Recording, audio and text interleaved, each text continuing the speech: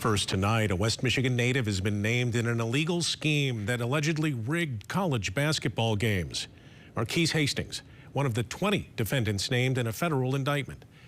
Hastings graduated from Godwin Heights High School in Wyoming and played for 2 seasons at Western Michigan University. Authorities say the scheme's masterminds paid out a bribe to Hastings to underperform in games. Hastings allegedly agreed to keep participating in that scheme. Federal court documents show that one of the allegedly rigged games was played at Western Michigan University's campus.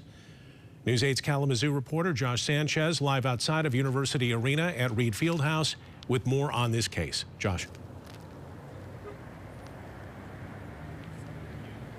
Yeah, that's right, Brian. 70 pages of court documents outline a vast case that has 2 ties to West Michigan. As you mentioned, federal prosecutors say that Marquise Hastings was recruited for this scheme when he played back in Pennsylvania.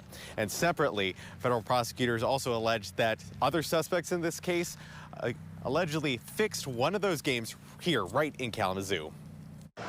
It's a case that began overseas with alleged rigging taking place in Chinese Basketball Association games that soon transferred stateside with the target of college basketball. It took a great degree of effort. Federal prosecutors say fixers tapped into a large network of people. They knew the players. Many of them were players themselves. They were alumni.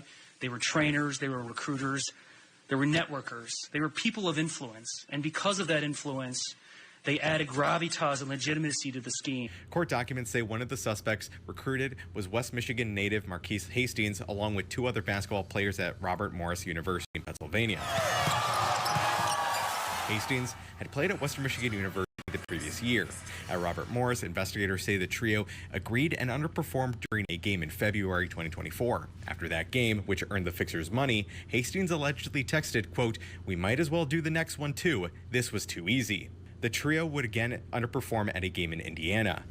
Separately, 3 State University of New York at Buffalo basketball players were allegedly recruited to underperform in the first half against Western Michigan University in a February 2024 game. Western ended up winning that game. Investigators say fixers would approach student athletes with bribes of $10,000 to $30,000 per game. In a statement sent to our Buffalo sister station, the University of Buffalo Director of Athletics says they are deeply concerned by the allegations and the 2 former players in the case transferred to other programs after that season. The statement said in part, "We believe these to be isolated incidents that in no way reflect the values and core ethics of the Division of Athletics or our men's basketball program." Here in Kalamazoo, Western's athletic department released a statement on X reiterating that the only reference to the school in this case were the allegations against those 3 Buffalo players. It said in part, within that indictment, there are no allegations directed at WMU, its own performance in any contest, past or present, or the activities of any current student athletes. I spoke to one basketball fan and student who tells me it's shocking to hear young athletes gamble with their careers. People can act like money won't be a factor, but it clearly is, and it always has been. But now it's even more prevalent right now. So yeah, it's even pro sports, like that stuff, I feel like it's going to happen. There's going to be bad people that get involved and stuff like that. But it's crazy, like you said, kids my age that can control the outcome of so many other people's lives with the money and stuff like that. So it's just a crazy scenario.